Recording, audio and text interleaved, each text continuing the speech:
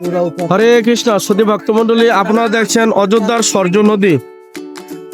পরমেশ্বর ভগবান শ্রী রামচন্দ্র তার লীলা ত্রেতা যুগে শেষ করে রাম, লক্ষ্মণ, ভরত এবং শত্রুঘ্ন অযোধ্যার এই সরযূ নদীতে মিশে যান।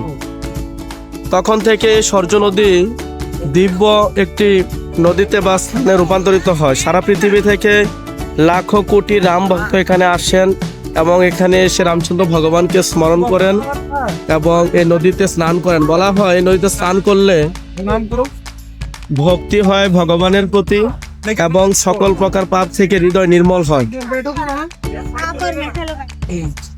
রামচন্দ্র ভগবানের লীলাভূমি হচ্ছে এই অযোধ্যা। তো এই অযোধ্যার সরযূ নদী খুবই মাহাত্ম্যপূর্ণ। আপনারা দেখছেন সে অযোধ্যার দিব্য সরযূ নদী। এখানে প্রতিদিন লাখো ভক্তরা এখানে আসেন এবং রামচন্দ্র ভগবানকে স্মরণ করেন এবং এই নদী যতটা ভক্তের জন্য আনন্দদায়ক ততটা হৃদয় বিদারক, কারণ এই নদীতেই ভগবান সাক্ষাৎ জল হয়ে মিশে যান। নদী এখন অনেক গভীর, দূরে অনেক গভীর, এর জন্য শিশু এবং নারীদের মাতাজিদের স্নানের জন্য অনেক সুন্দর ব্যবস্থা করা হচ্ছে। এখানে আপনারা দেখতে পাচ্ছেন সেই জায়গা।